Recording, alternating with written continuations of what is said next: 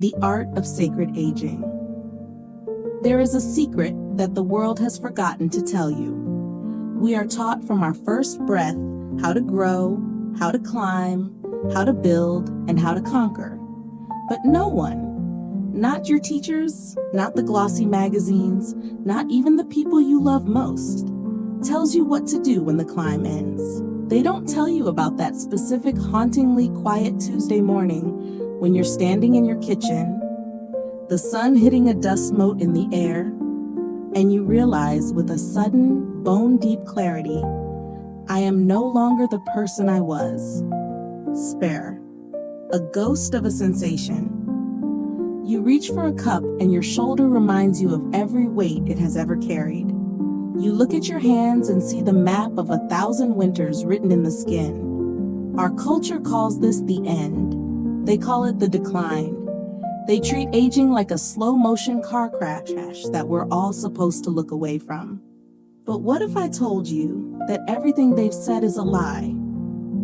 What if I told you that this body, the one you might feel is betraying you, is actually offering you its greatest gift yet? If you feel lost life, stay with me. This is not a video about fixing you. You aren't broken. This is an invitation to a secret door that only opens after 60 years of living. Before we step through it together, if you are searching for peace in a world that only values noise, please subscribe to this channel. Join our circle. Let these words be a lamp for your journey, and let us reach others who are sitting in the dark, wondering where their dignity went. The vessel and the voyage. Think's body of yours has been a soldier. It has marched through the heat of youth and the storms of middle age. It has held children until they grew heavy. It has worked until the stars came out. It has survived grief that felt like it would crack your ribs. And now, when it asks you to move a little slower, when it demands a softer chair or a longer rest, you feel a flicker of resentment. You feel like the machine is failing. But in the quiet wisdom of the Buddha, we see a different Tia machine. It is a vessel. If an ancient ship returns to the harbor with weathered wood and frayed ropes, do we call it a failure? No. We touch the wood with reverence because it has crossed the ocean. Every ache you feel is a notch on the hull of a ship that survived the Great Sea. When you wake up and feel that stiffness in your limbs, I want you to stop. Before starts its daily lecture about what you can't do anymore, I want you to invite the inner observer to take the microphone. The observer doesn't judge. The observer witnesses. Look at your body not as a problem to be solved, but as a bridge that has successfully carried you to this very moment. You are not declining. You are enduring. You are a living testament to the fact that life, in all its complexity, has found you worthy of staying. The sacred 10 minutes. The world begins to steal your peace the moment you open your eyes. Use your phone, the news, or a list of worries. But for those of us in this sacred stage of life, the morning is a doorway. In Zen tradition, how you cross that threshold determines the shape of your entire soul for the day. Tomorrow morning, try something that might feel radical in its simplicity. When you wake up, do not move. Do not reach. Due weight of your body against the mattress. Notice the breath, that invisible thread that has been pulling you through life since the day you were born. It's still there. It hasn't given up on you. This is the body greeting. While you are still under the covers, move your ankles in a slow circle. Reach your arms toward the headboard. VJ your ribs. It's not exercise. You aren't training for a marathon. You are saying hello to your oldest friend. You are acknowledging the joints and muscles that have served you for decades. By greeting them with kindness instead of frustration, you are performing an act of high spiritual defiance. You are choosing love over judgment. The dignity of the threshold. When you finally sit on the edge of the bed, feel your feet on the floor. This is the moment of arrival. Many people rush this. Real part of the day. But this is the real part. The transition from stillness to movement is where dignity lives. In your youth, you moved without thinking. Now you move with intention. And intention is the father of wisdom. As you stand up, do it consciously. Feel the strength that remains. Honor stepping into a day that no one else in the history of the universe will ever experience exactly like you. You have carried the world on your back for so long. Now, it is time to let the earth carry you. This new dawn isn't about the setting sun, it's about the stars that only become visible when the light of Om. Stay with me, because in the next part, we are going to talk about how the very act of eating and moving can become a dance of freedom, a way to reclaim the joy that the world told you was only for the young. Once we have learned to greet our reflection with a gentle heart in the stillness of the dawn, we must then carry that same quiet dignity into the very rhythm of our daily survival, into the way we move, the way we eat, and the way we dream. Table. Think about how you have eaten for most of your life. Perhaps it was a sandwich wolfed down between meetings, or a distracted meal shared over the noise of a television, or food grabbed on the go while your mind was already 10 miles down the road. In the rush of our younger years, food was fuel, nothing more. But as the world grows quieter around us, the act of eating changes. It becomes an intimate dialogue between you and the life force of the earth. There is a profile many of us age where we begin to treat our meals as a chore. We eat standing up at the kitchen counter, or we tell ourselves, it's just me, why bother setting the table? But in the Buddhist tradition, how you treat your meal is how you treat your soul. If you eat in a state of neglect, you are telling yourself that you no longer matter. I want to invite you to treat yourself guest in your own home. Even if it is just a simple bowl of rice or a piece of fruit, set the table. Use the good plate, the one you've been saving for a special occasion. You are the special occasion. Before you take the first bite, stop. Look at the colors. Feel the steam rising. Take 3 slow breaths. This tiny pause is a signal to your nervous system that the war is over, that you are safe, and that you are worthy of attention. As you eat, try the rule of 80%.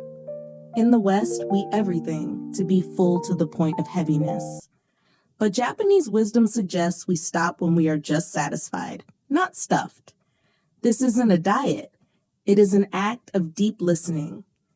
It is saying to your body, I hear you. I know you don't need as much to sustain your light as you once did. When you eat this way, with presence and respect, even the simplest bread becomes a feast, and the act of nourishment returns not just to your stomach, but to your heart. The Zen of the unhurried step. As we transition from the table to the world-hidden fear, the fear that our bodies are becoming a cage, we notice the balance isn't what it used to be, or the walk to the mailbox feels longer than it did last year. Our instinct is to shrink, to move less, to stay within the safe, small boundaries of our rooms. But Buddhist wisdom teaches us that movement is not a performance. It is participation. You are not prove your strength to a ghost of your younger self. You are simply inviting your body to stay in the dance of the living. The Buddha was a great proponent of walking meditation. He didn't walk to get somewhere. He walked to arrive with every step your house or down your garden path. Do not think about the destination. Feel the miraculous mechanics of your feet touching the earth. Feel the way your weight shifts. If you can only walk for 10 minutes, let those be the most intentional 10 minutes of your day. And if the legs are tired, then let your chair be your sanctuary. You can practice seated movement. lifting your arms to the sky, rolling your ear move against your skin. This is enough. Do not let the all or nothing mind tell you that a short walk or a seated stretch doesn't count. In the eyes of grace, a single conscious breath while standing in the sunlight is a victory. Speaking of sunlight, go find it. Let the sun hit your face for a few minutes every day. It is the oldest medicine we have, a way of recalibrating our internal clocks and reminding our spirit that we are still part of the natural world. The ageless mind, cultivating beginner's mind. The greatest tragedy of aging isn't the graying of hair, but the closing of the mind. Somewhere along the ways that we are done learning, that our opinions are fixed, and that our time for growth has passed. We start to live in the back then, ignoring the right now. But in Zen, there is a beautiful concept called Shoshin, or beginner's mind. It is the ability to look at the world with the eyes of a child, without labels, without, I already know the Ryas cannot grow old. It can stay vibrant and electric until the very last breath. Now is the time to return to those interests you buried under the weight of your career or your family obligations. Perhaps it's a language you never learned, a period of history that fascinated you, or simiards that visit your feeder. Do not learn for the sake of mastery, learn for the sake of wonder. Read a poem and let it sit in your mind like a piece of candy. Solve a puzzle not to stay sharp, but to enjoy the play of logic. When you share what you have learned, or when you ask a thoughtful question of a younger person, you are building a sangha, a community of awakening. You are showing the world that while your body may have slowed, your inner worry not a fading echo of the past, you are a living, breathing library of experience, still adding new chapters every single afternoon. Curiously, meeting the world keeps you tethered to the present, and in the present, there is no old age, there is only life.